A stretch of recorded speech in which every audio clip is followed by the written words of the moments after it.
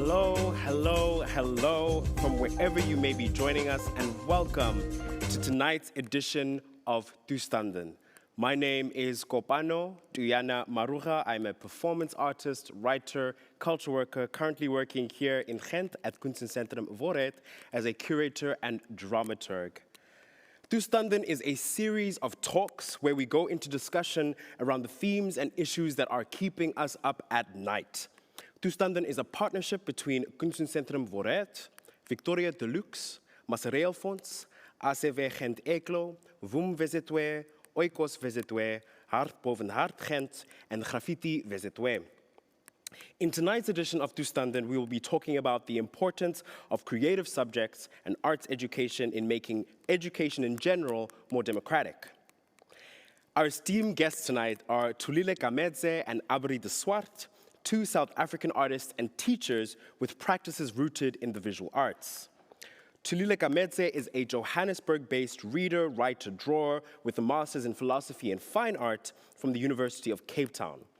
Her work is invested in flexible, historical, moving matters like dreams, queerness, black consciousness, and the water. Abri de Swardt is an artist, writer, and educator based in Johannesburg. He holds a Master of Fine Art in Fine Art from Goldsmith University of London and is a graduate of the Market Photo Workshop and Stellenbosch University, where he received the Timo Smuts Prize. De Swart's work concerns the past and futures of queerness and decoloniality. Across video, photography, sound, sculpture, and performance, he uses an expanded approach to collage, which he names an aesthetics of drowning and the sunstroke of voice. In terms of the structure of tonight's conversation, our guests will each unpack their practices relating to tonight's subject matter, the importance of creative subjects and arts education in making education more democratic, in presentations of roughly 10 to 15 minutes, after which they will do a joint presentation on their work on dreaming, which will be presented at the Javid Art Center at the University of Pretoria towards the end of October this year. After which we will go into a roughly 30-minute conversation, followed by a Q&A session where we will be taking questions from those watching from wherever you may be. If you have questions as the conversation goes, feel free to pop those into either the chat function in the Vimeo webinar or in the comment section of the Facebook event. And I will make sure our guests get them. And you ask questions, please be so kind as to indicate your name, pronouns, and where in the world you are sending your question from by way of a brief introduction. I will repeat, if you do ask questions, please be so kind as to indicate your name, pronouns, and where in the world you are sending in your question from by way of a brief introduction. You can send those questions in the Vimeo webinar chat or in the Facebook live stream. Without further ado, I would like to go over to our first guest, Abri de Swardt. Hey, Abri. Hi, Kopano. How are you doing? I'm doing okay. How are you doing? I'm good, thanks. Lovely to be here with you and with Thulile. I'm very excited as to our talk. I'm very excited as well. Thank you so much for taking the time to chat to us. I'd love to give you over the word to give us your presentation. Sure. Okay, so hi, everyone. Thank you for the introduction, Kopano, and it's wonderful to be here and to kind of speak to each other across continents, as it were.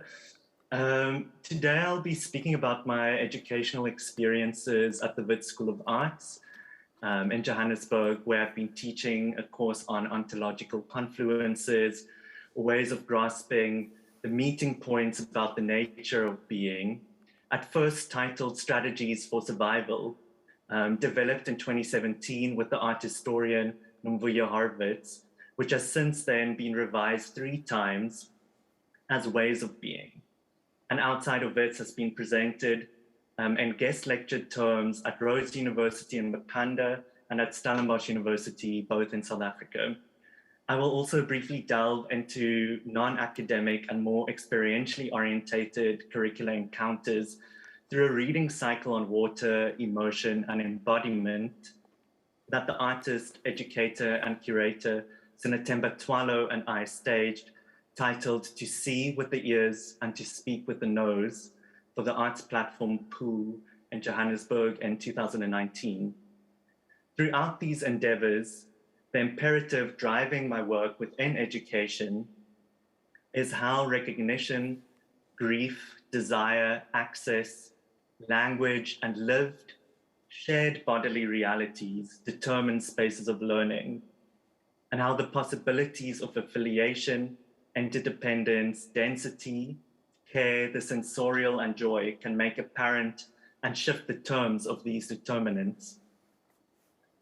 During the sit-down examination at the end of the Strategies of Survival course in 2017, in which the students in this exam had to discuss Hito Sterrel's 2007 essay film, Lovely Andrea, a study on the webbed interrelation between bondage, work as entrapment, digital surveillance, and the emancipatory potential of self-suspension, a student at the front of the class takes out a red marker from her backpack and writes the following on the walls of the Apollonia Lecture Theatre before exiting the sitting of the exam. She writes, "How do we queer academia though?"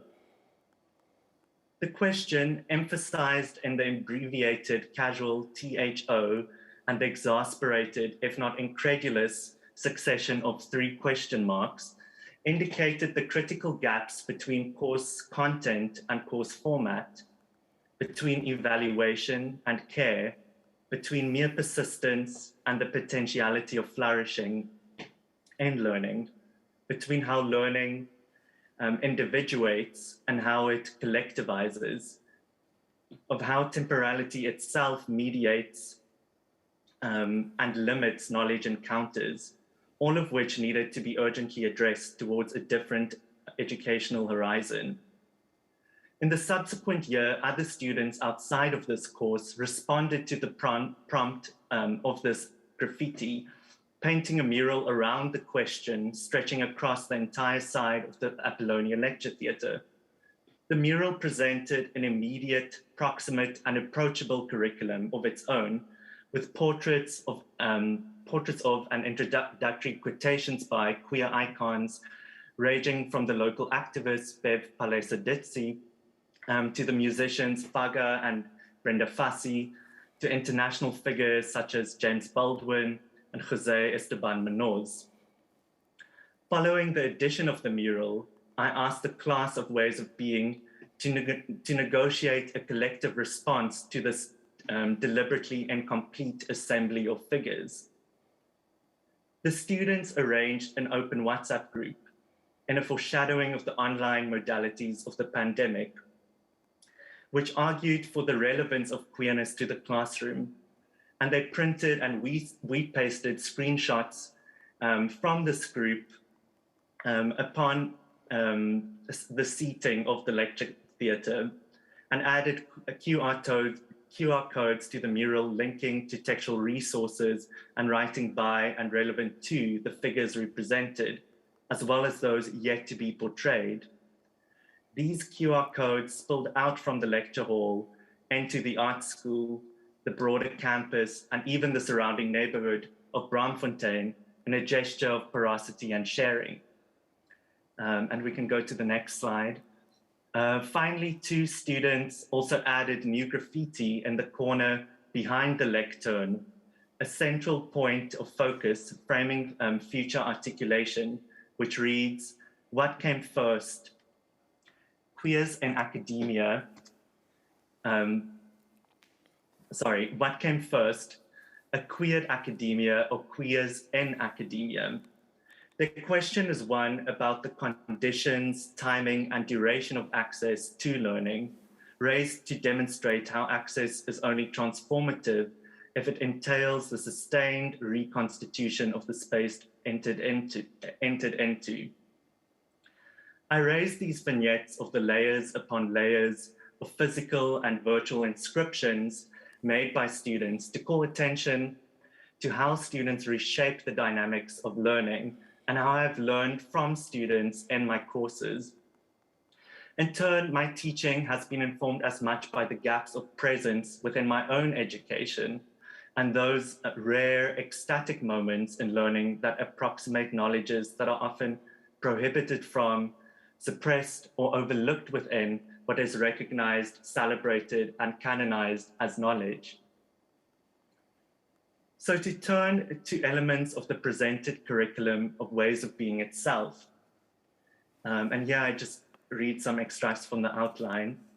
Ways of Being is a course that looks at notions of non-normativity, resilience, and precariousness across confluences of subjectivities.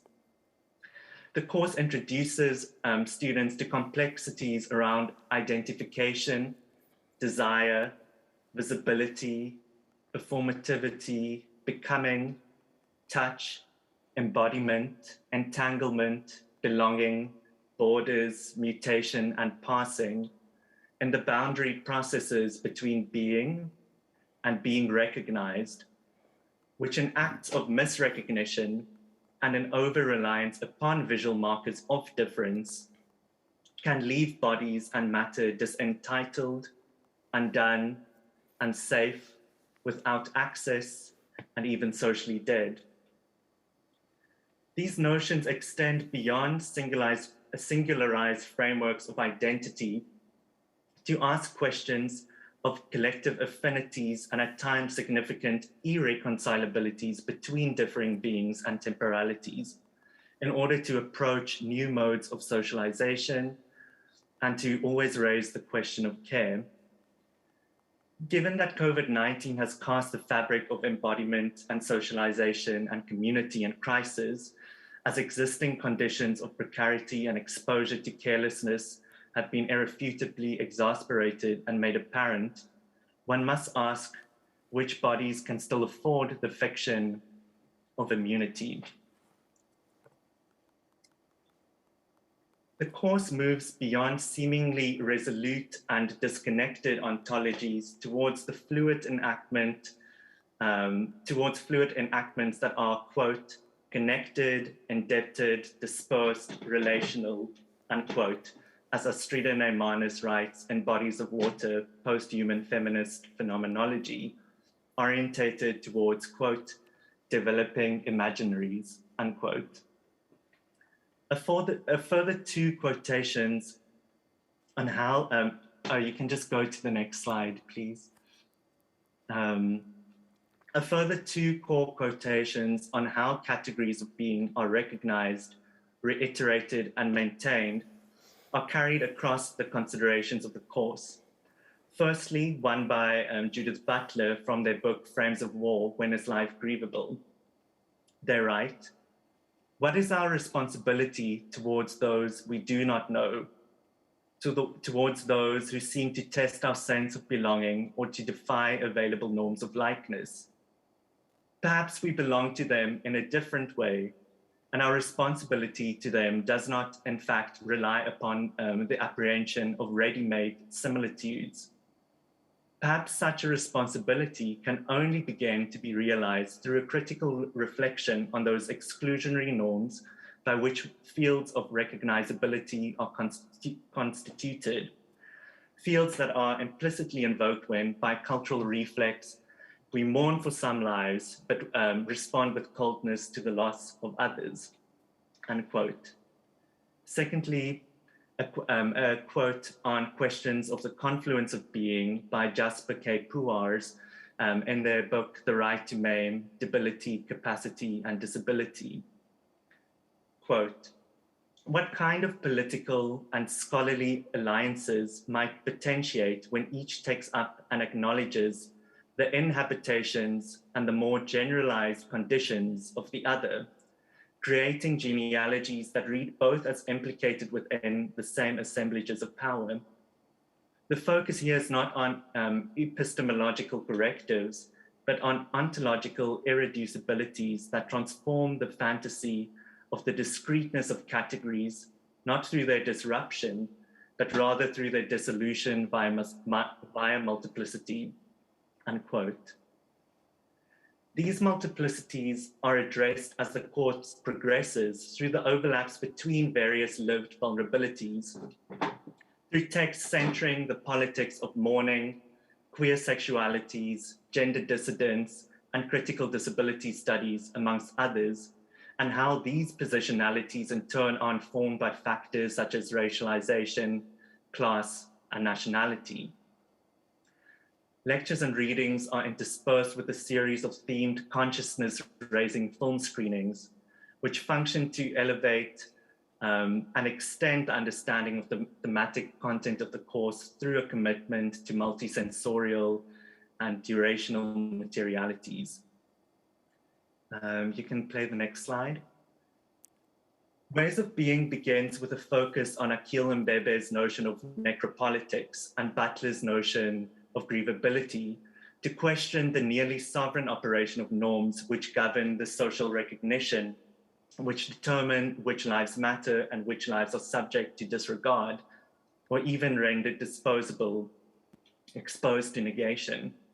The body is always presented as a social phenomenon, something that does not exist in isolation, but accrues meaning in multiple processes of relation, subjected to the touch of framing. Through a focus on events defined by irrefutable state violence, such as the Marikana massacre in 2012, when the South African Police Service opened fire at miners protesting for a living wage at the Lonmin Platinum mine, or how the state-sanctioned negligence of the AIDS crisis of the 1980s and 90s and into the 2000s through AIDS denialism in South Africa started to necessarily cohere at first a queer and then a broader intersectional community. The course makes legible how grief is a social process which attributes value to certain bodies and to certain lives.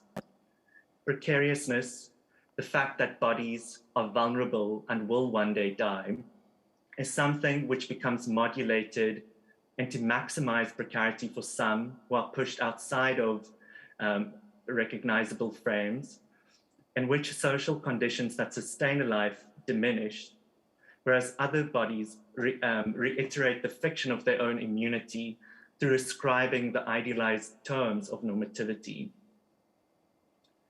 We can go to the next slide, thank you. The question of healthy, procreative bodies synchronized to work and required to replenish the workforce is raised through chrononormativity and performative assumptions of heterosexuality. Much of Ways of Being is about the insertion and perfuming of queerness as something tangible yet still unspoken in the classroom. Since queerness is so frequently rendered invalid, unnatural, and even supposedly culturally inauthentic, and also since it offers a contestatory and hopeful space by escaping the fixities of definition, legibility, and form. Even in tracing queer theory within the rise of international queer movements of the late 1960s and early 1970s, desire was seen as something taboo within activism, as the early queer author Guy Hoquenghem recalls in an anecdote from his book, The Screwball Asses, of an assembly of the Front Homosexuelle d'Action Révolutionnaire in Paris, debating the politics of a book titled Homosexual Desire, during which, quote, as if an amateur slipped into their midst, and quote, someone ponders, quote, it seems to me that we cannot speak about this book, Homosexual Desire, without addressing the homosexual desire that exists between us and knowing how it circulates or does not circulate in this room, unquote. Hoquenghem discerns how the most stupefying atmosphere of repression of speech and self-censorship immediately settles in amongst this group of militants, of supposed militants of desire. He then moves on to critique the very injunctions of delimiting pleasure to occur just outside the classroom in prescribed erotic encounters, and how homosexual desire itself can reproduce acts of violence. Hoquenghem asks, what is the place and time of desire? This question is taken up and generatively elaborated upon by Audre Lorde. In her essay, Uses of the Erotic as Power, you can go to the next slide. Lorde argues that the erotic has been reductively positioned and demonized as, quote, the trivial, plasticized sensation, unquote. And so we are taught, quote, to separate the erotic demand from our most vital areas of our lives other than sex, unquote. Lord encourages the reader to move past this imposition of alienation and dissatisfaction towards embracing the erotic as a mutual technology of, quote, power and information, of interconnection and of shared joy, reminding us of our capacity to feel deeply, unquote. Ways of Being asks why holistic sensation is often absented in education and in protest as chronically de-eroticized. From this premise, the erotic also unfurls in the course through the notion of erotohistoriography, an approach which emphasizes, quote, the body as a method and historical consciousness as something intimately involved with corporeal sensations, unquote, as Elizabeth Freeman notes in Time Binds, Queer Temporalities, Queer Histories. Deeply felt, erotohistoriography underscores how bodies are affected by time, with histories archived through the body, often in a sense of wounding. The question of what is permitted within spaces of learning is ultimately one of access to learning, with structural access being a pivotal notion across critical disability studies and the social model of disability, which re-articulates disability as the disabling barriers that prevent the social participation of impaired persons. We can go to the next slide, thank you. Questions of agency. Oh, I see that there's a slide that I wanted that's not there, but it's fine. So we can actually just go back to the second slide, please. Questions of agency, autonomy, interdependence, and care are foregrounded in critical disability studies, with normalcy and constant health proven as bodily fallacies used to devaluate impaired persons. Care is specifically important for showing that the notion of access, which often positions bodies as things to be temporarily accommodated, should shift to a more intimate, more careful, and more considered and more just restructuring of relation beyond patronizing forms of obligation. It is imperative to also register the limits of the social model of disability itself, that beyond calls for infrastructural justice, there are also still often the particular experiences, movements, and sensations of bodies that cannot be irreducibly condensed and sanitized to fit a single disabilities activism model. What about pain, chronic illness, invisible disabilities, fatigue, and neurodiversity? Secondly, we must recognize academia as a space premised on the differentiation and hierarchization of personhood, distributing value through levels of the ability of learning, including the very operative science of what constitutes thinking and sentient beings, a pervasive discipline which needs to be radically rethought and disorientated.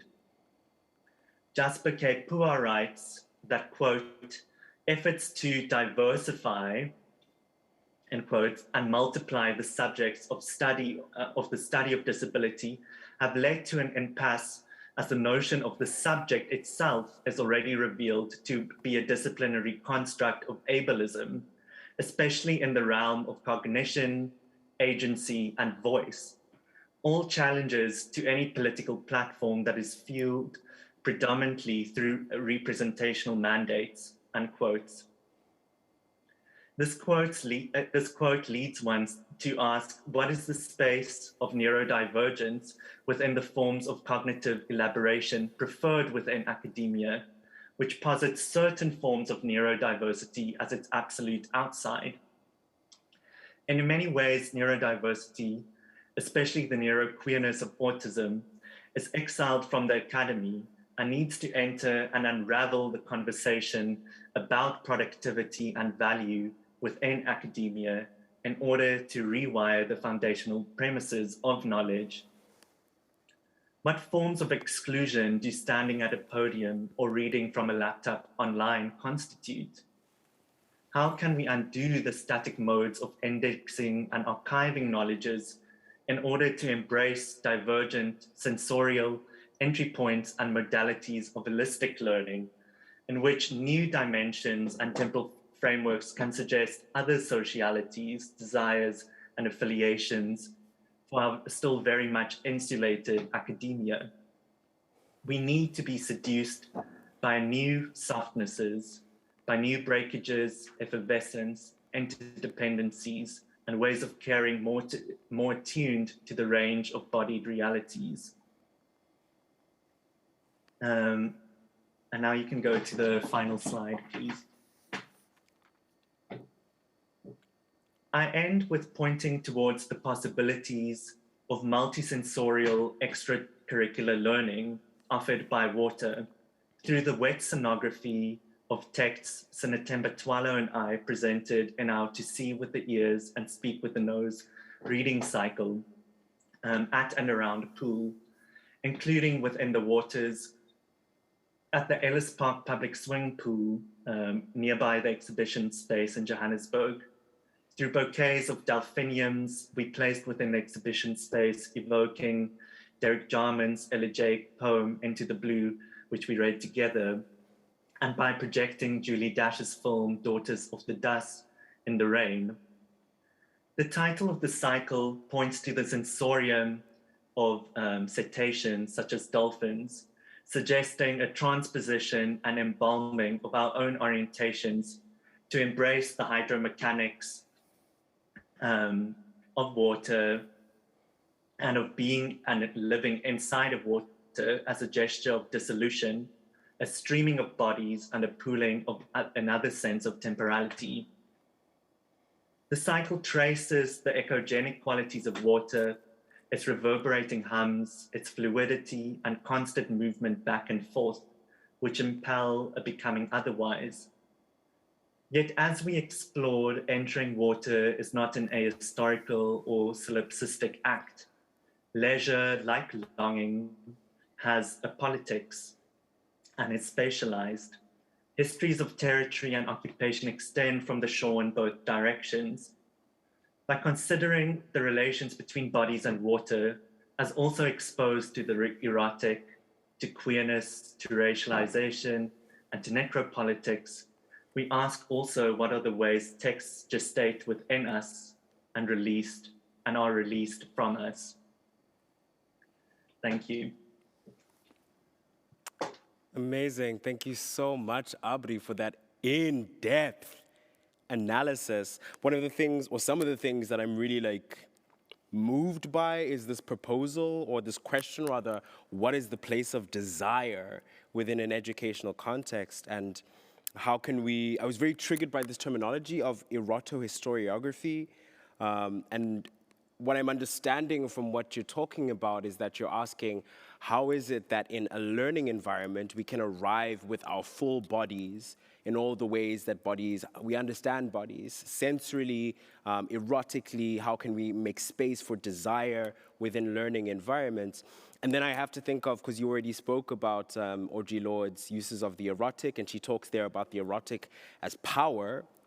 And then I think of the etymology of the word democracy, which is from the Greek demos, which is the people, and kratia, which is power. So literally power to the people.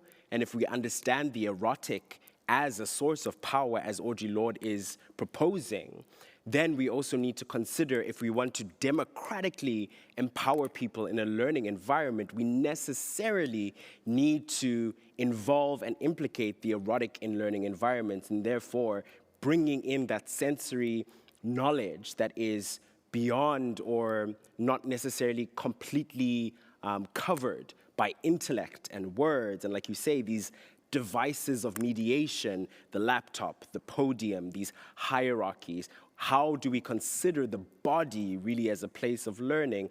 And in that way, when I try to bring it back to what we're here to talk about tonight, the importance of art in democratizing education, using these artistic proposals, like the ones from Audre Lorde about the uses of the erotic, is a possibility of how we can take art education and education more generally away from simply the discursive and the linguistic and the language and the blah, blah, blah, but also think about the body, the body, the body, and people who are coming into educational context with such intelligent bodies, with such intelligent information in their sensory bodies that is completely negated in the educational environment, because if you cannot write it down, it is not valid, right? And therefore, we can propose, or we can assume, or it follows that we do not have a democratic system of education anywhere in the world, because there are so few spaces that take the knowledge of the body as a valid source of information.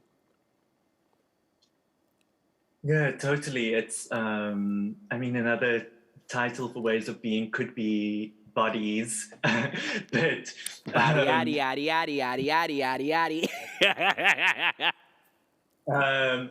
But yeah, it's also how the body is almost predetermined before it enters the classroom, and I think it's interesting to start speaking about and kind of contesting the primacy of speech and thinking about the way we approach and frame bodies, and also the idea of collective bodies or a kind of not just the body in terms of personal experience, but also shared experiences and affiliations between bodies. So I think the erotic is powerful insofar as it suggests this touching, this sharing together rather than an isolation and a kind of just a look in the mirror or something. Mm-hmm. It's about how do we recognize each other through the knowledges that we bring within ourselves and by our bodies. Mm-hmm. Beautiful. I'm going to thank you for that, Abri. There's so much to pick apart, and we can talk more about it when we go into the panel discussion part of the evening.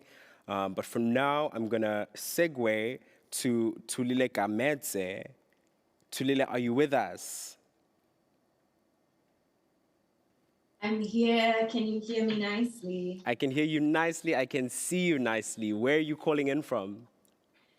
I am in Johannesburg. I'm in my sister's house because I moved house in the last few days, so I still don't have Wi-Fi yet. So I'm camping out here and calling in. Fair enough. Thank you so much for taking the time. How are you doing this evening? I'm okay.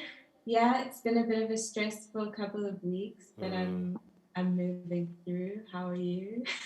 I'm out here. I've got this beautiful Delicioso Monstera keeping me company in the studio, and I'm talking to two luminary minds, so I really, really can't complain. Good. So with that, I'm going to give the word over to you to present a little bit about what you prepared for us today. Okay, cool. So we can start immediately with my family pick. So I think I trust myself less and less socially during the pandemic. So I've kind of prepared a bit of a story time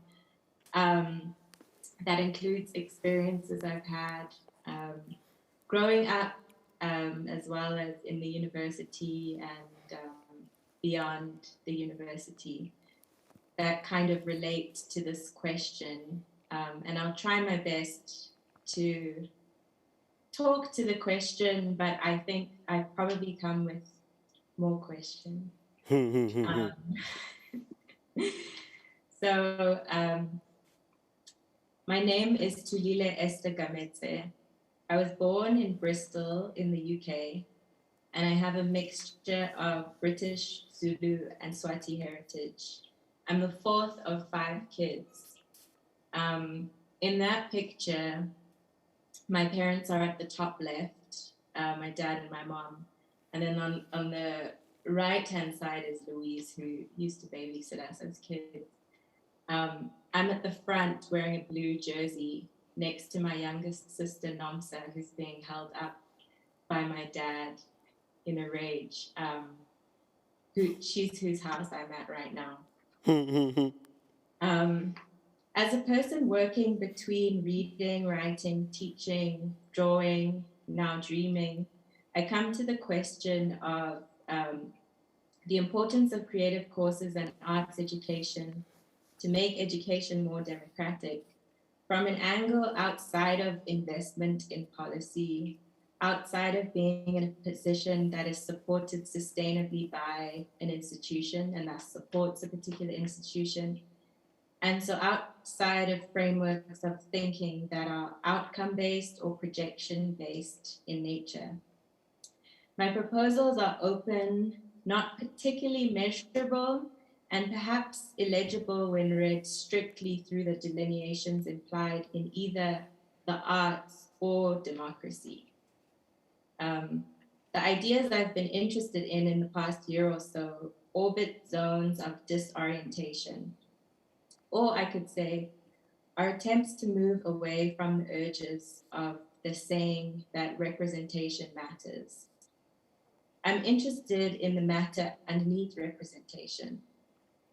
Some of the images I show will have some obvious links to what I'm saying, and others might offer something else. Okay, next slide, please. I was brought up after moving from Bristol with my siblings in Joburg, South Africa, from the age of 3, by 2 kind and playful parents who largely remained relaxed against all odds of having 5 kids.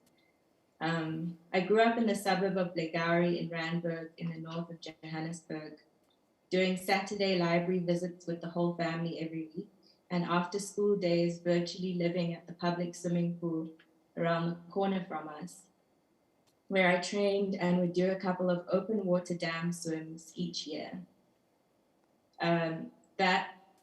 Those pictures are of me fresh out of the Midmar Dam in KwaZulu-Natal. In all the ways that count, I had a blessed childhood. We were raised speaking only English, except for me, the moments in rapture with the Holy Spirit, speaking in other tongues at the white, charismatic Christian church we used to attend. I have always had an effective imagination and a deeply neurotic mind. So the Holy Spirit had me in its grip from the day I learned of its existence.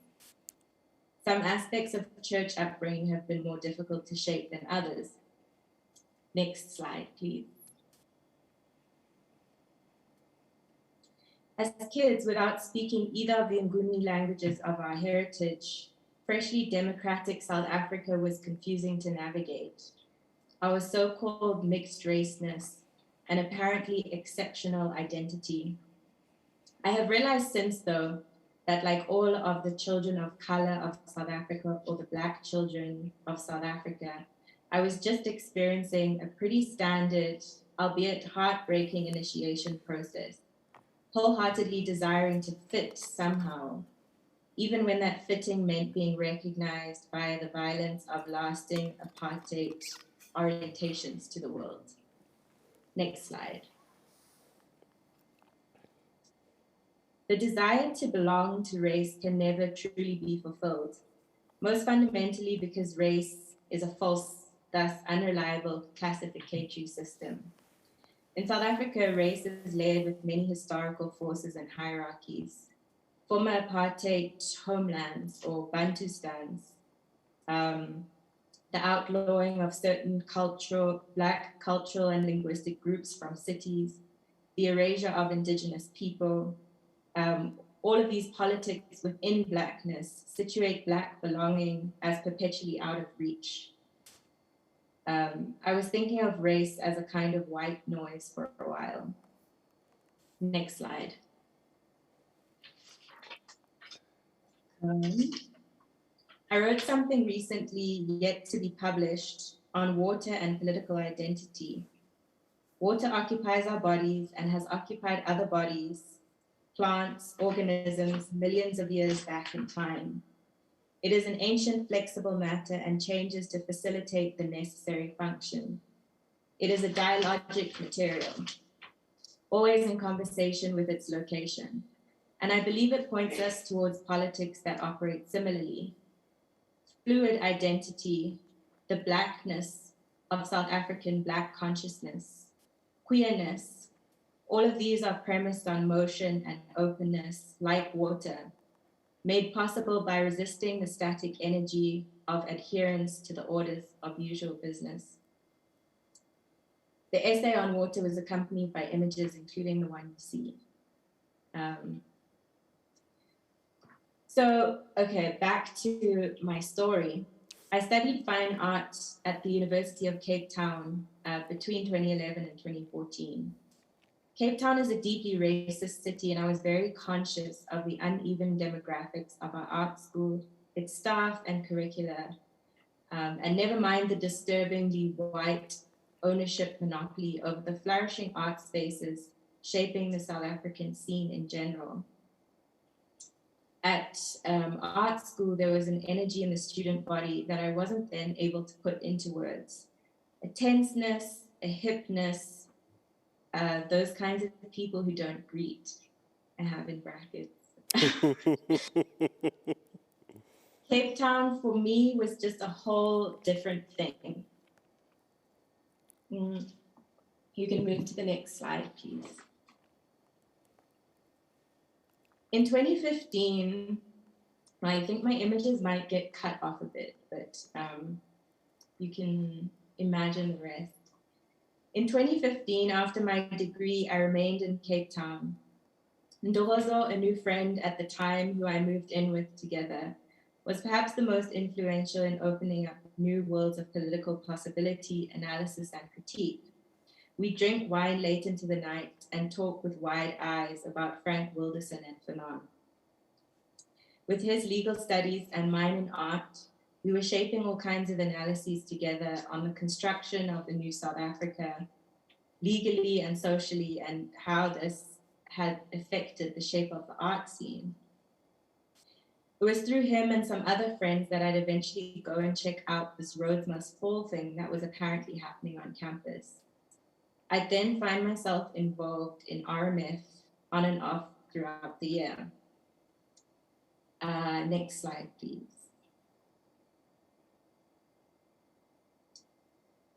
For me, the importance of the movement was in how it shaped some of my orientations in, to, and with the world, rather than the importance being in contestations around facts or the what of what happened. RMF, briefly, was a movement started by a small group of Black queer women from the Gender Studies department. It framed its politics as Black feminist, Pan-African, and Black consciousness, and called for the decolonization of the university. It was organized through subcommittees and task teams that addressed layered demands from colonial symbolism of the university's campuses, alongside deeper concerns.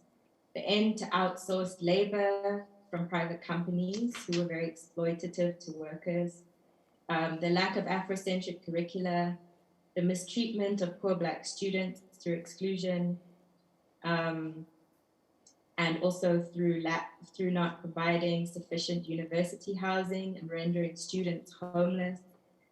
Nefarious investments, most particularly one that was picked up was investment in the Lonman company who was involved in the Marikana massacre that Abri mentioned. And the overwhelming whiteness of the institution, and especially its tenured academic staff. Next slide. The movement wrote much and furiously, engaged in disruptive actions often and furiously, appeared where unwelcome, frequently and furiously, and so on. It was persistently disruptive. and in its best moments had no pretensions of respect for business as usual. I joined the RMF writing committee and contributed to statement writing and whatever writing the movement needed. Our group worked together throughout 2015 and published a special issue of a journal, The Salon, together. Next slide. At the same time, in between this, my tutoring and this random job I had driving 2 kids home from school, I started writing about art, reviews, opinions, and just all of my 2 cents. I remember being furious and filled with the energy of having a new vocabulary for actually talking about this art world, into which I had once had strongly present hopes of being a part. The shape of these hopes changed drastically, and I became horrified at how the imagery of democratic South Africa seemed to seek equality with the colonial apartheid white status quo that had repressed its existence, rather than just doing its own thing. Next slide, please.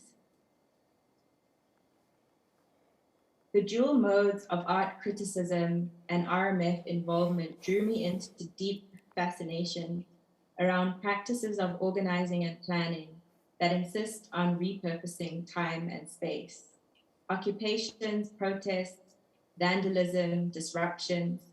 In 2015, I wrote a short essay called Decolonization as Art Practice, which attempted to deal with some of these ideas. Next slide, please. I became interested beyond the University of Cape Town and beyond RMF in the fact that organizing in the present for a new world is a kind of deeply speculative, embodied, and impossible practice that requires the special intensity of world-building imagination. Instead of thinking with individual art objects or installations within an existing space, this is a practice that is intent on imagining the other possibilities for space itself. And these possibilities begin to actually exist when we behave wrong through entirely different sets of rules, social norms, and assumptions with one another. Of course, this kind of behavior is dangerous. Next slide, please. An occupation, for instance, the familiar anarchist strategy, is the overriding of a place's purpose under capital. Private property is recycled, reused towards whatever means, but a means that was unimaginable in its former state. Intimidating boardrooms are used to plan disruptions. Colonial portraits or statues become spaces for subversion, destruction, reaction. Offices become bedrooms. Places rendering people as less than human may become a home in a sudden switch up. Me and my brother Asher wrote about some of these ideas as they pertain to what kind of time-space switches can happen in university shutdowns. Next slide, please. In my master's, I decided to get stuck into some of these ideas, writing a thesis called The Impossible Paradigm, an approach to producing knowledge. Just checking time. Where I engaged with the pockets that RMF opened through occupations, friendships, protests, and research as impossible paradigms, temporary re-renderings of time and space, opening up momentary decolonial relation. Next slide, please. I was interested in potential parallels between Rosersfall's activity and the idea of cultural work, read through the history of an exiled anti-apartheid cultural work collective called the Medu Ensemble, who were active in the 70s and early 80s, just over the Botswana border in Gaborone. The thesis was a kind of speculative study of method, an attempt to weave a theoretical cocoon that would be able to attend to what it is that is happening in the temporary universes opened up through organizing against capitalist space-time. Something like a pedagogy for occupying an alternative timescape in the present. I was pulling from Afrofuturist theory, particularly its interest in time and space and ideas of time rupture and spatial rupture, from Moten and Hani's undercommons, particularly their ideas of study as social life and fugitivity. Next slide, please. And I was also interested in Paulo Freire's notions of liberatory pedagogy as dialogic. Also from Orionke Oyewumi's 1999 text Visualizing the Body, which spells out a crucial problem in much of African academic discourse of the time, which would have been a lot of post-colonial literature. She argues that it is reactive, consistently answering to the West and effectively rendering itself through a cosmological framework, which presents numerous fundamental schisms of epistemology and social relations. Next slide, please. So let's fast forward. These last images are drawings I've made using writing materials. I highlight and take extensive notes when I'm reading important and difficult things. My attention span is short and my notes draw me into better conversation with what I'm reading. In some effort away from the over-determining force of words, I've become interested in what could happen when the notes themselves and the highlighted areas are reconstituted back into their own pure matter, made flexible beyond the service of words. What does the sense-making matter of the highlighter and the pen do when it becomes divorced from the very thing rooting it, the text? What do these unattached notes or highlighted moments do without their text parent as reference? How else can they constitute themselves? This is one version of that constitution, but there could be an infinite amount. This is my main question. What do we need to change in order to return matter to its original flexible form? What do we need to do to return to our own original flexible forms? Occupations, for instance, see the need to disobey spatial rules in order to create alternative relations that are more able to facilitate useful ideas, that are more flexible and open. The gesture of these images is a symbolic kind of move I've been trying to make that parallels, I feel, the impulse to repurpose material, space, time, and to repurpose ourselves to undermine our designated use, to insist on being somewhere and somehow that we want to be, even though we are simultaneously somewhere and somehow that we don't want to be. So democratizing arts education from the context of a deeply neoliberal, continually traumatized South Africa.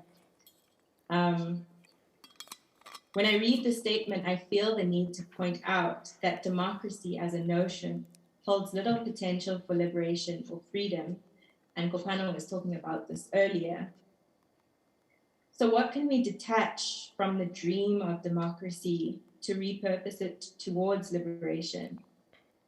One important part of my thesis work was coming to the point of recognizing that the shortfall of South African formalized art education and contemporary art practices and circulations was their inattentiveness to space, to the commercial spaces and contexts that they found themselves in. Practitioners in these spaces are often obedient to the given parameters of commercial space, which reproduces elitism and more often than not, deeply undermines whatever woke message is the current South African art world's bestseller. In this regard, not only does contemporary art as a force of its own fall short, but it situates itself in service of racial capital. In many regards, artists make possible the reproduction of the status quo through representational adjustment and transformative efforts that do nothing to undermine institutional violence itself. Plugging the leaks instead of seeing what happens when the room gets flooded. Next slide.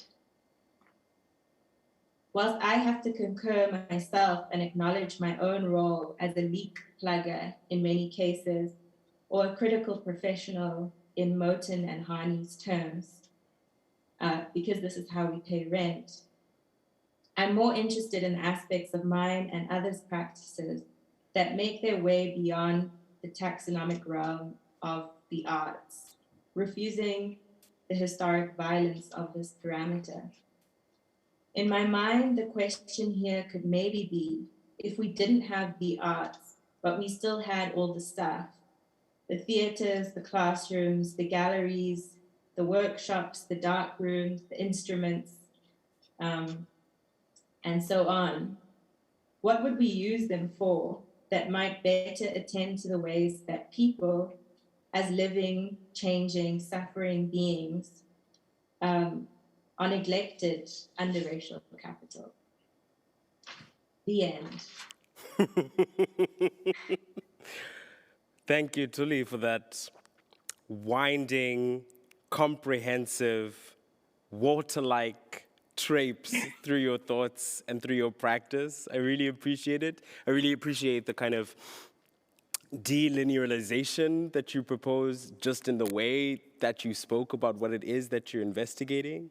And the thing that really, I don't know, speaks to the crux of what it was that I was hearing from you was this, what you say about undermining our designated use, and how what it is, all the proposals that you put forward, all of these different contexts of learning that you experience through Roads Must Fall and activistic spaces, questioning what can be considered an art practice outside of an educational or formal educational environment, but looking at movement and protest and politics as art itself, re-scripting art as cultural work, as a labor that is not about necessarily an art object itself, but a way of being and a way of doing, inherently then links back to what Abri was saying, looking at these kinds of ways of being. How do we consider certain sensory information that is not traditionally considered artistic and is not traditionally considered educational as part of that educational process, and how thereby, including political spaces, including all of these different contexts of cultural work, can we pry apart and undermine our designated use and the designated use of education, which in certain political schools of thought would be for discipline, to ensure that there is no possibility for dissent and to ensure a docile society. So I really appreciate that beautiful linkage and that beautiful bridge from Abri's talk into your talk. And maybe we can go actually further now, because you guys have a dual presentation about your dreaming practice. Do you guys feel ready to go into that? It's going to be very quick. We're going to read 2 paragraphs, and then I think kind of open that up for discussion. Gorgeous. Okay. Yeah, it's also just to after we read these 2 paragraphs, to just also say that it's kind of a project that's still in the dream phase about dreaming, as we are heading towards its realization, its first realization at the end of October at the Javits Arts Centre in Pretoria. So it was scheduled to occur in June this year, and because of the outbreak of the 3rd wave of COVID in South Africa, it had been deferred. Okay. So we'll read our proposition of this future work. Okay, Thuli. Okay.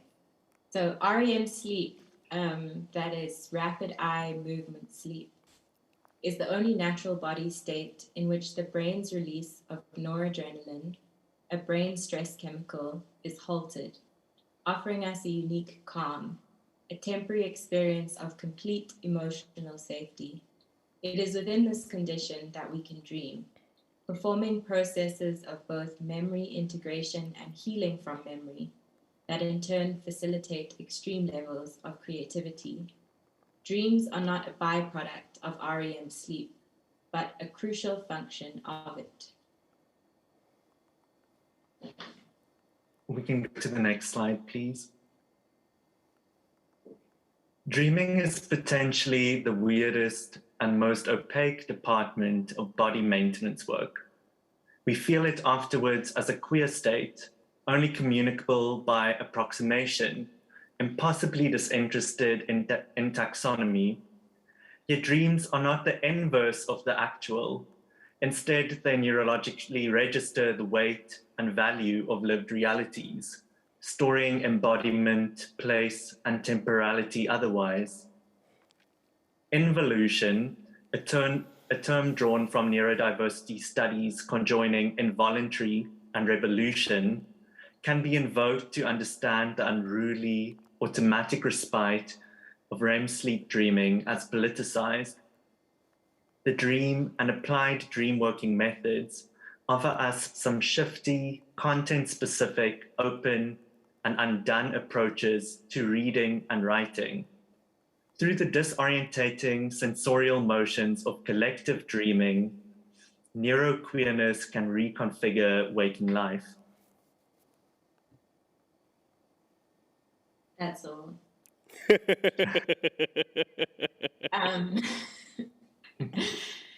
So me and Abri have been having this conversation for long now. It now feels like part of my life, and it's not an event. So I hope it doesn't go away. But anyway, the overnight services thing that's going to happen at the Javits Art Center is basically a series of interventions involving sleep and dreaming at the museum. The exhibition that it's a part of is called Handle with Care. And it's supposed to be thinking about the institution as potentially a space of care. And so we are proposing both the idea of the institution housing us to sleep and dream as a kind of basic of care, but also the institution housing the dreaming and sleeping of its artworks. And so we want to perform this kind of series of experiments where we, for instance, sleep besides artworks of the show, and we kind of collectively dream as a way of attempting to reorder some of the information that we have about South African art histories, which are so much kind of trapped in the taxonomy that both of us talked about being narrowing and limiting to the possibilities of learning well together and inclusively.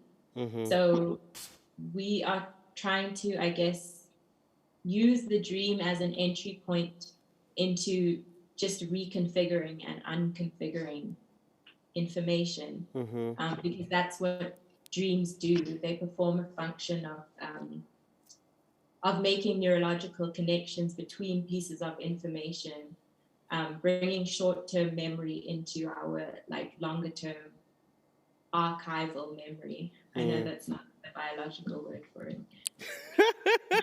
Thankfully, this is not a biology lecture.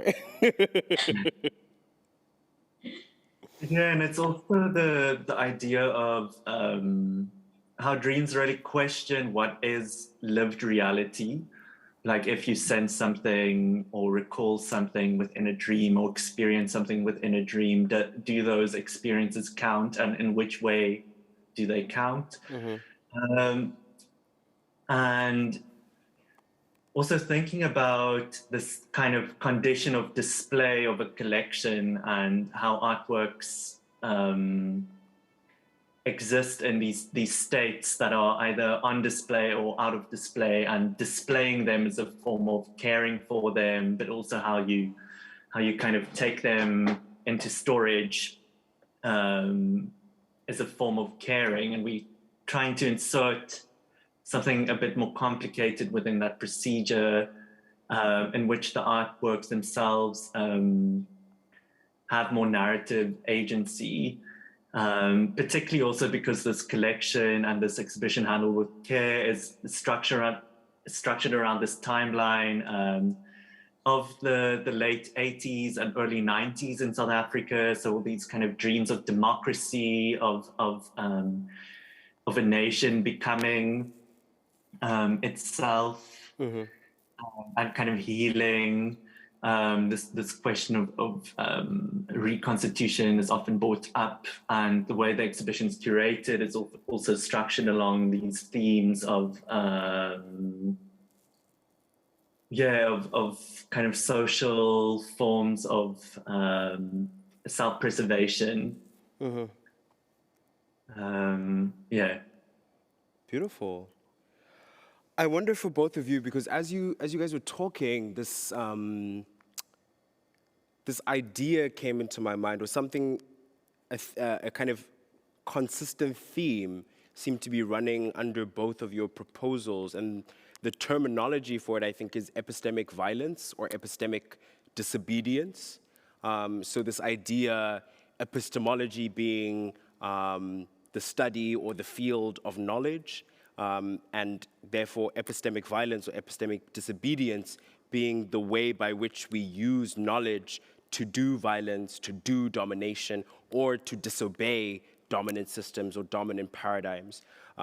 And so a lot of what I'm hearing from Thulile through Roads Must Fall, these political movements that deny colonial totality, also what Oyewumi proposes about the problematics of African academia consistently being in response to or reactive. And then Abri, what you're speaking about how do we take the body as a site of information and bodies as sites of information, as opposed to superimposing information onto bodies. There's this kind of theme of a certain kind of epistemic disobedience. And I wonder if you guys could speak to that idea a little bit more, how you perhaps enact epistemic disobedience in your own practices, moments of witnessing epistemic disobedience in teaching environments or artistic environments, and a little bit of what that produces.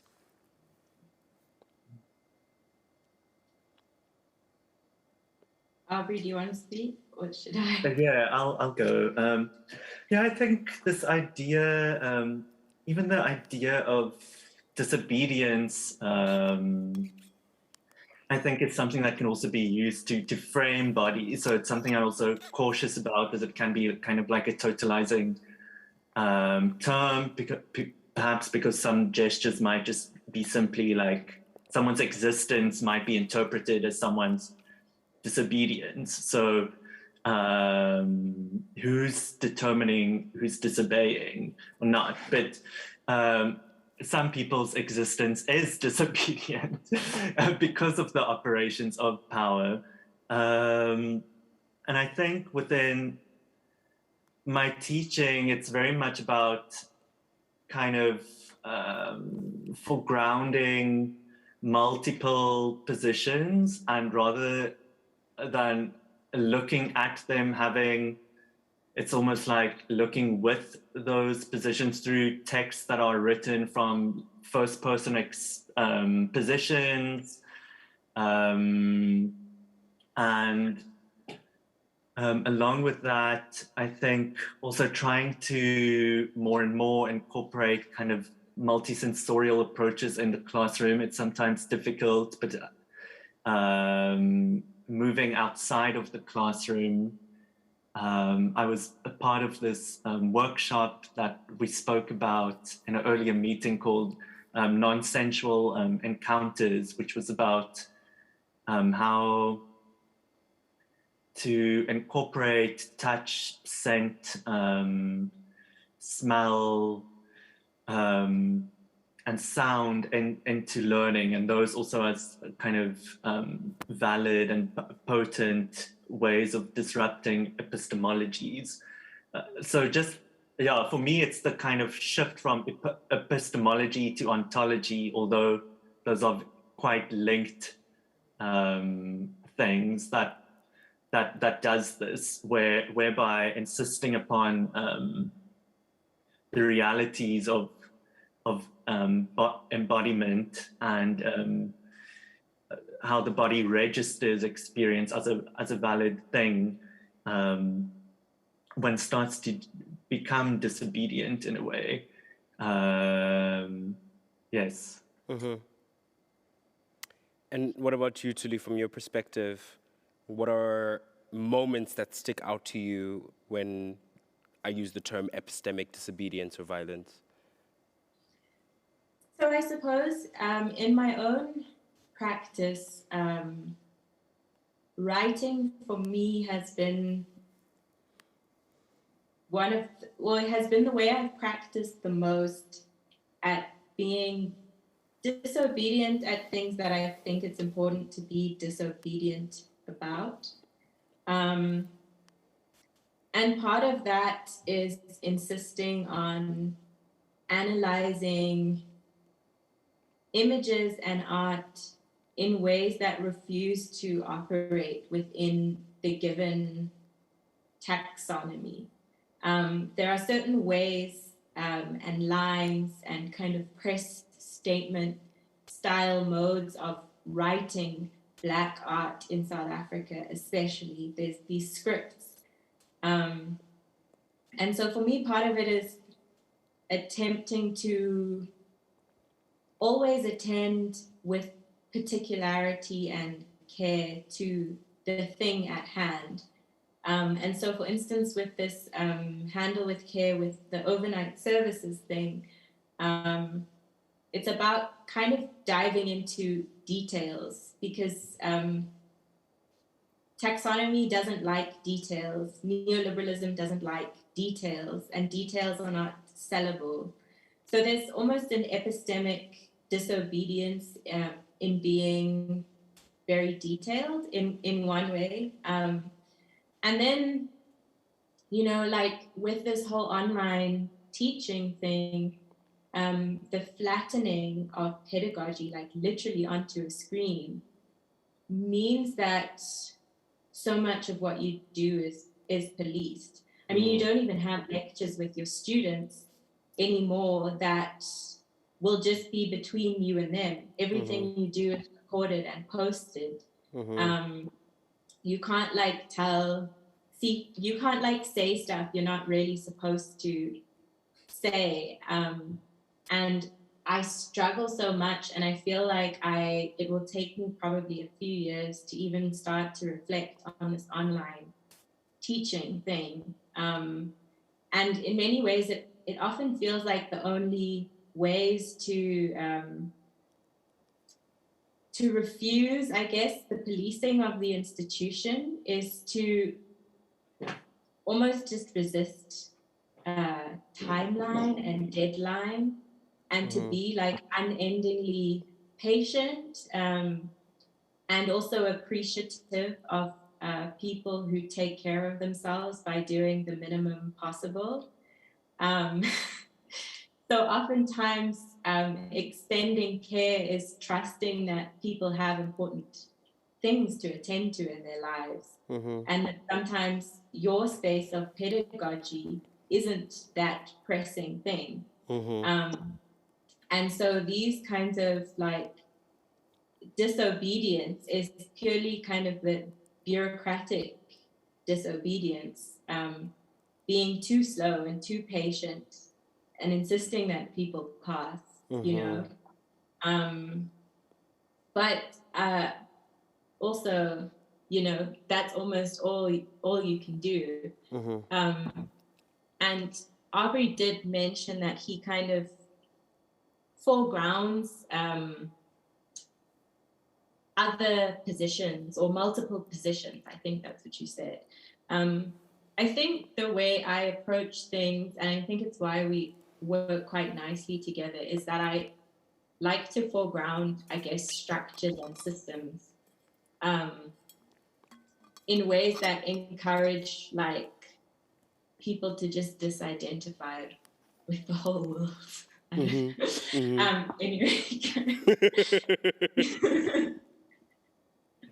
Yeah, but there's a way in which, like, what I'm hearing is that by softening and slowing down the bureaucratic auspices or demands of an institution, there's a way by doing that you disobey what it is that the institution expects, and you throw a cog in the system of being what you were speaking about before, of focusing on the product and focusing on the object, but rather demanding acknowledgement of what Abri was talking about, the sensory and embodied reality of people at home behind a screen trying to make sense of information that is disconnected, distorted, completely decontextualized, because we're removed from the classroom environment, which is a space and a place where we can share time together with bodies and ask questions as they arise,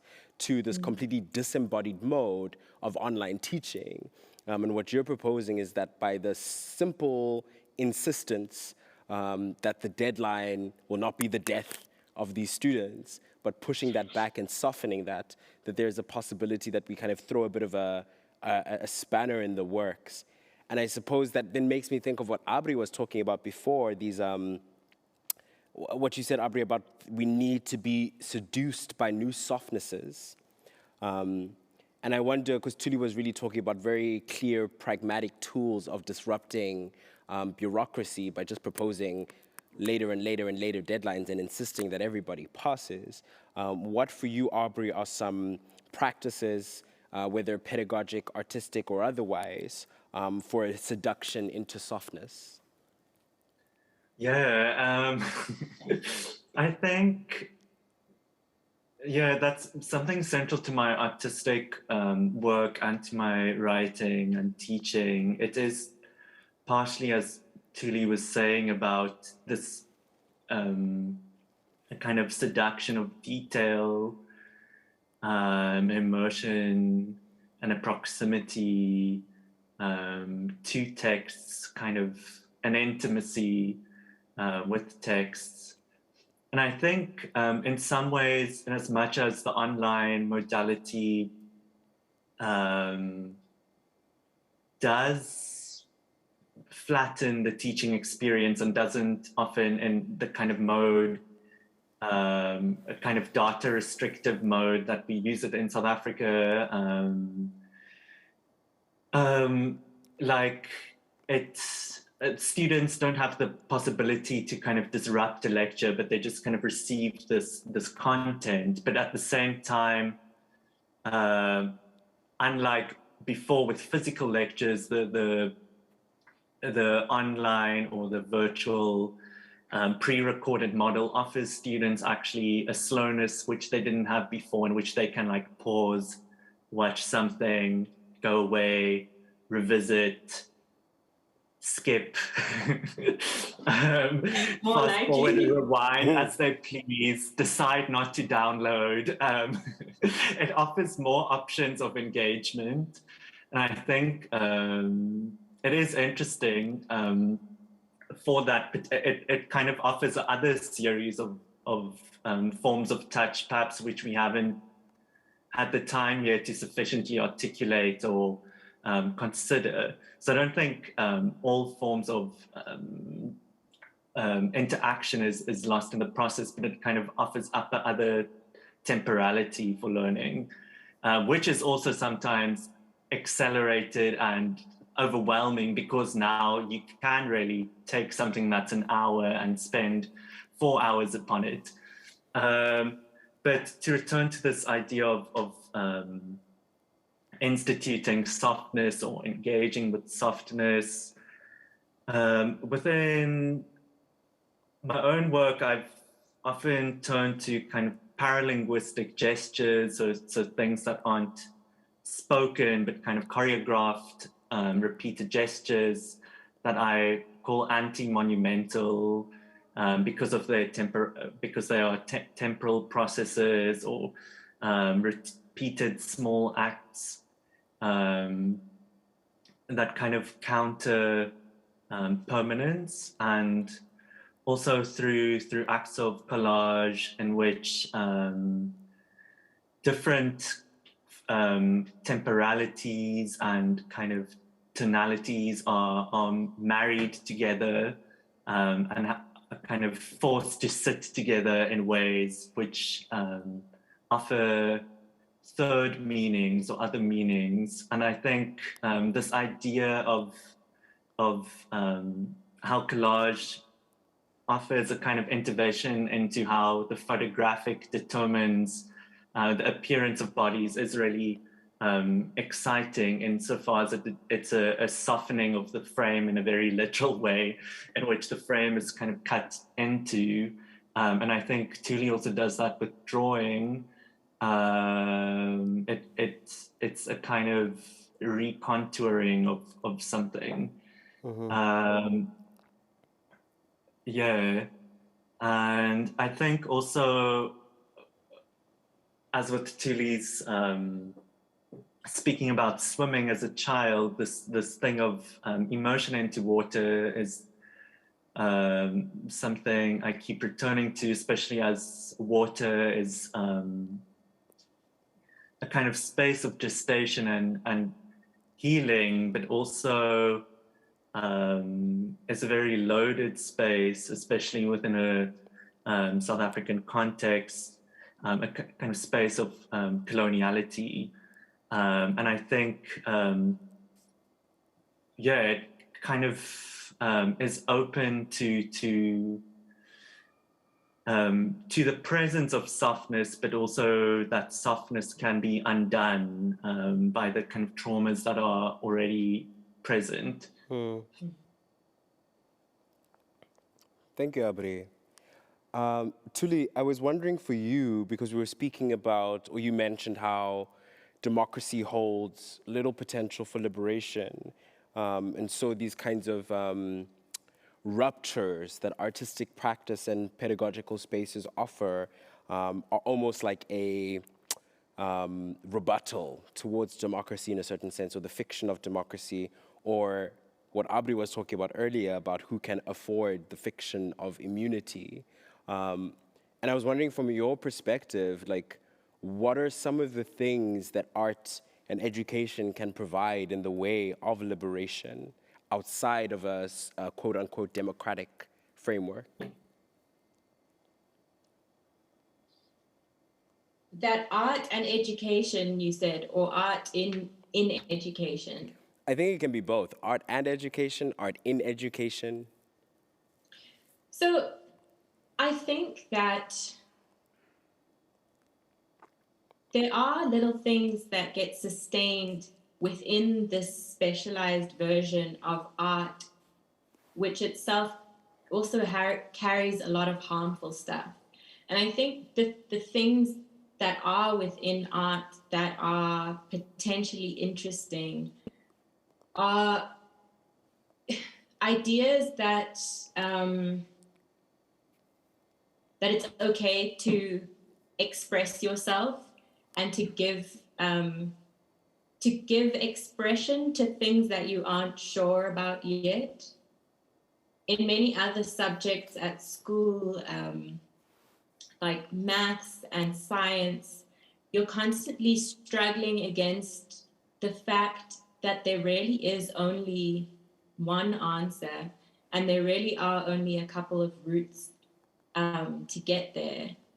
But I think within art, and on the one hand, art can be taught in a very similar way to maths and science, which makes it essentially the same thing. And that is, when you make kids do like still lifes of things you put in the middle of the classroom, and then you mark out of 10, and the ones who do the best in science also do the best at that kind of drawing, But then you also sometimes get these like wonderful like primary school art teachers who go on kind of in a more like Bob Ross kind of way around how, what does he say about like mistakes are like whatever, happy mistakes or errors are whatever. But I feel like there's a kind of way that art does have the potential to teach a certain kind of acceptance and curiosity about what is already inside you to express. And so I feel that when art is constituted like that, as just a mode of curiosity and research, essentially like a free research space, it has such important applications for how we can think about absolutely everything and how we can approach any kind of learning or thinking space, because we kind of grant ourselves the permission to take an uncertain route to get somewhere. And if we arrive somewhere unexpected, then that's not wrong.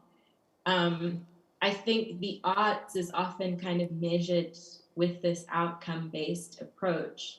And I feel like in that way, it really is not different from any other kind of strict, structured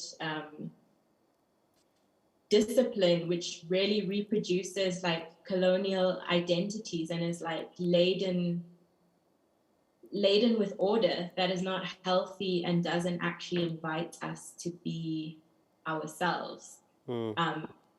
So yeah, in general, I feel like that's what art's potential is, even as it is this kind of colonized idea. But those parts of it, the idea of open-ended research, of curiosity, those parts are to me, the important parts. Those are things just about culture and daily life that are the essential parts. It's not the art thing specifically. Yeah, indeed. And I mean, to go back to what you're saying about Bob Ross, I think he says, we don't make mistakes, we have happy accidents. Yes. So this idea that, yeah, like you say, that there isn't this kind of input-output model and there isn't this kind of like rigid, rote learning where there is consistently one answer, but rather it is about a process and a way of doing, right, to relate to what Abri was saying, an epistemology that leads to a certain type of ontology. And I think what it is that I'm hearing from you is that there's a way in which in our society, because artistic processes are so open-ended and they put us in a question of, firstly, unknowing, and through that unknowing asking questions, there is a volatility to that as a way of producing knowledge. If we encourage in all our schools the asking of questions, the curiosity, and the consistent open-endedness of what it is that we're proposing in educational environments, and that students themselves allow themselves to be in a position where it's not so much about what comes out, but more about how it is that they go about their knowledge-making process and their knowledge contribution process. This completely shifts our societal paradigms, that it moves away from an output model and being about production and objects that are finite, but processes that are infinite, right, that are infinite. And that completely dysregulates economically what it is that we have been positioned to understand as a valuable way of being in the world and a valuable way of making art, that there's an object that a value can be attributed to, and through that value then becomes attributed to you as a maker and as a person. And this is kind of consistent throughout the labor market, that your value is dependent on what is it that you can present to me as an object that I can quantify you on, and therefore from that I can extrapolate what it is that you should receive as a salary, where it is that you should live based on the value, quote unquote, of what it is that you can produce as a product. But if we reframe that into what you're saying, to this continuous open-ended questioning and the vulnerability that comes up as a result of that, that completely upends the way that our society is currently structured. And obviously there comes a threat or a volatility of that, and that brings us back to that epistemic disobedience and that epistemic violence by which we reach a different ontology, a different way of being, a different way of relating to one another. So I think that there's a beautiful connection between what it is that Abri is proposing of the necessity to bring the body into the space, the body that is continuously changing and always in dialogue with the space that it's in, and then truly what you're proposing, that the nature of artistic processes completely upend what it is that we have put at the middle or in primacy in our society, which is about output objects and finitude. So with that kind of sensory body, with the sensorial acknowledgement that we all as bodies arrive with a certain kind of information, and when those bodies gather, there's an information that we all share, and we collectively are the information in the process of knowledge production, and then taking that process that you proposed, Thulile, of the continuation, this continual process, that creates the possibility of collectivities of bodies of knowledge that are not about reaching any kind of finitude or finality, but about continuously being in process with uncovering and discovering one another in relation to one another, but also ourselves as a collective, which is a completely different paradigm than the one that we operate with today. I'm wondering from you guys, as we're kind of coming towards the end of this conversation, are there any kind of like final comments, remarks, questions that you have?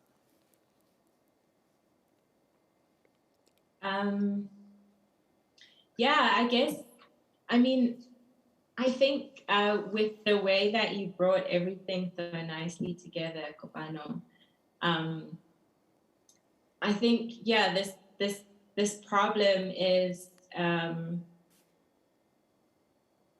that we've been understood in a certain way that has no relation to who we are. Capitalism has no kind of organic or neutral meaning to us as we move through the world. And so this constant undermining and constant attempt at escape from it is like almost all we have in order to get at any kind of space where we can actually be with each other in any sort of normal relation, really. Because the real neutral relation of people kind of care and love, I assume, seems like. But yeah, so just to say that, you know, when we do kind of refuse to use art making as commodity, that process kind of goes so far that oftentimes there's ways that neoliberalism kind of caps a process at a certain point, and often lets it get quite far until it's like, right, that is a great product. Now, you know, now we can install it, and now it can be a sellable artwork. And it's that point of something being capped in that way, where we stop being invested in investigating the actual spaces where our work circulates. We stop thinking about, you know, the funding sources that we might be being paid from. We stop really kind of investigating what happens after we've had this lovely, like, process-based time. And I think that's what makes all of this so hard, because in many ways we have to cap what we do, otherwise we just end up causing chaos all the time, and then we can't pay rent. But yeah, just to kind of point out that that other force is one that is always coming at any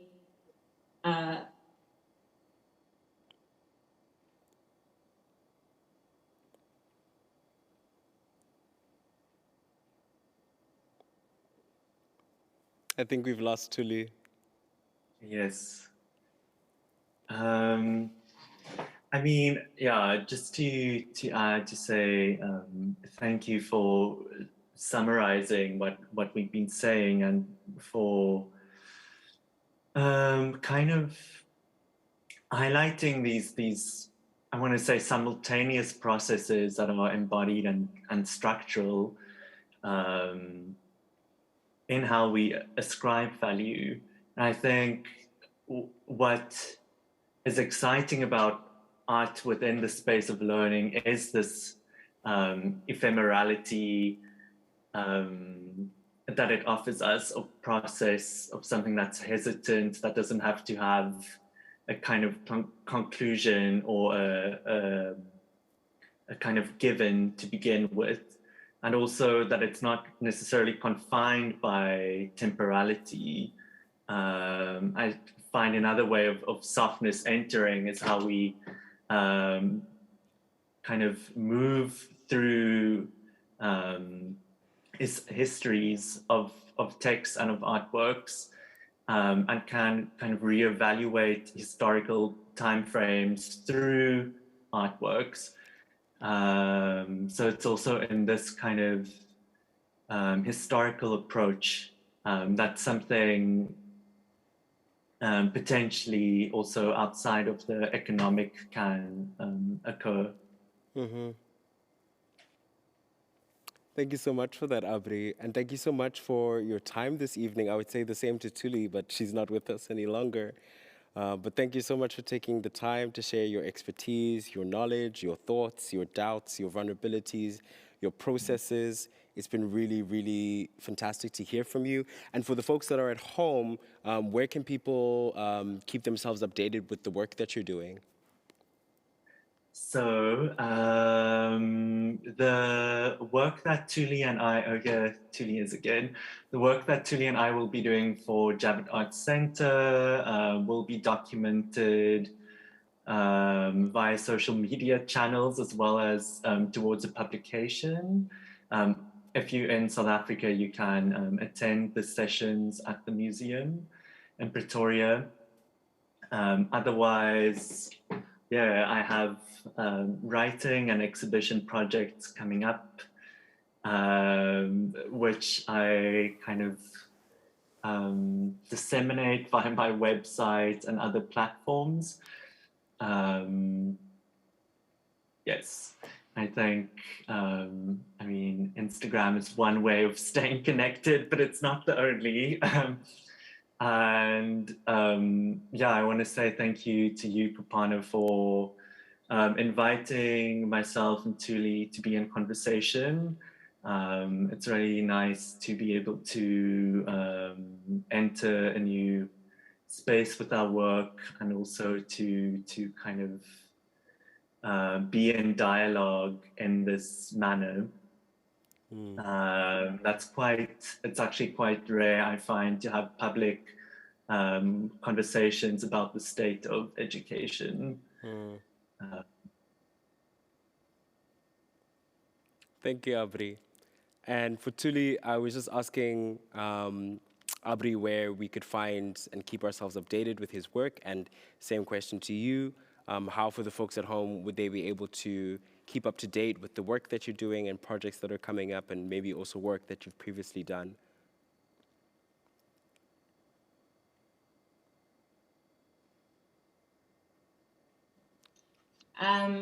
I am not that online, but I am on Instagram as diagrammatic with an underscore after the A of dia underscore grammatic.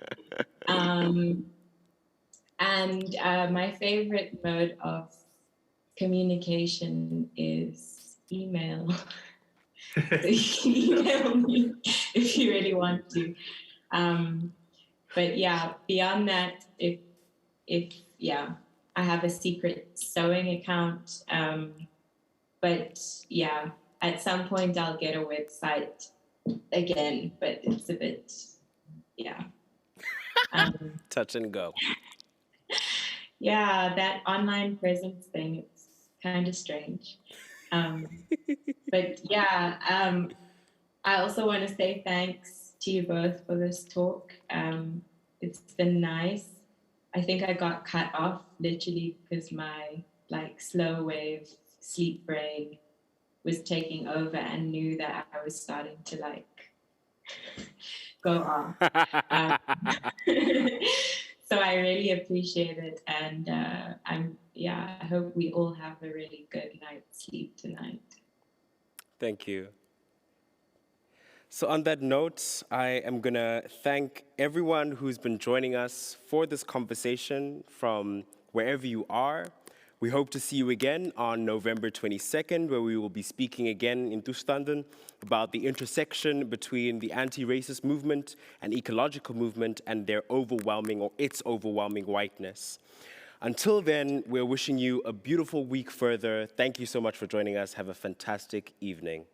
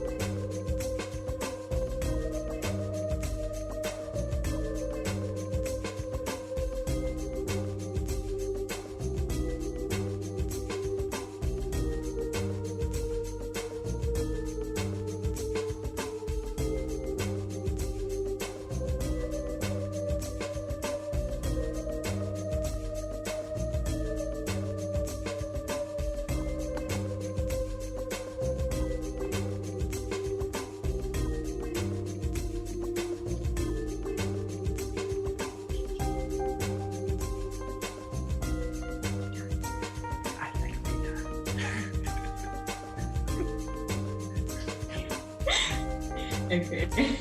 The set is being packed up.